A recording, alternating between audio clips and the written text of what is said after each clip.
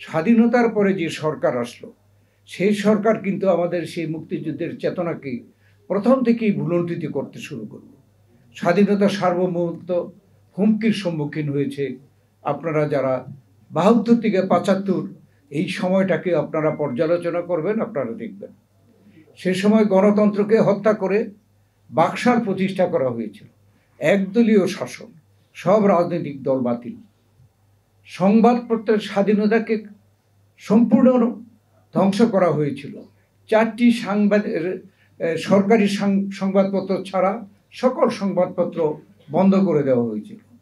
এমনিভাবে সেই সময়ই এই হত্যাকাণ্ড এবং বিচার বহির্ভূত হত্যাকাণ্ড, গুম, খুন এগুলো প্রচলন হয়েছিল, যার জন্য কিন্তু এই বাংলাদেশে ৩.৫ বছরের স্বাধীন হওয়ার ৩.৫ বছরের পরেই কিন্তু একটা পরিবর্তন, বিরাট পরিবর্তন এসেছে।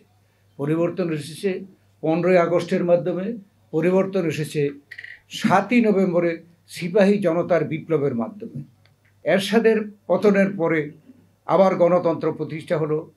বেগম খালেদা জিয়া 3বারের প্রধানমন্ত্রী, তিনি যাতে করে এদেশে সুষ্ঠুভাবে সুন্দরভাবে নির্বাচন হয়, জনগণ যাতে স্বাধীনভাবে ভোট দিতে পারে তাদের পছন্দের প্রার্থীকে, সেই জন্য তিনি নির্বাচন পদ্ধতিতে তত্ত্বাবধায়ক সরকার ব্যবস্থা প্রণয়ন করেছিলেন।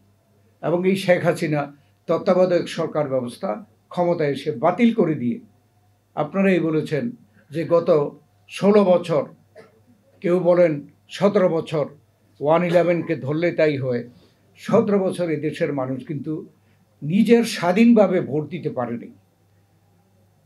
গণতন্ত্রকে হত্যা করে গায়ের জোরে ক্ষমতায় টিকে থাকার জন্য এই শেখ হাসিনা নিজে স্বৈরাচারী হয়েছে। এবং সেই জন্যই কিন্তু বাংলাদেশের যারা লুণ্ঠনকারী, ব্যাংক লুট করেছে তারা, যারা প্রজেক্টের নামে টাকা তুলে বিদেশে পাচার করেছে তারা, এইসব সুবিধাবাদী লোকরা শেখ হাসিনাকে সমর্থন দিয়ে শেখ হাসিনাকে পূর্ণ স্বৈরাচারে পরিণত করেছিল।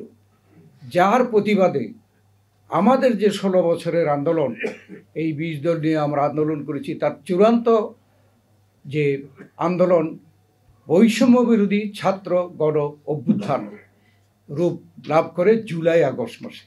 5ই আগস্ট হচ্ছে সেই দিন, যেই দিন স্বৈরাচারী এরশাদ আর স্বৈরাচারী হাসিনা পদত্যাগ করতে বাধ্য হয় এবং দেশ থেকে পালাতে বাধ্য হয়।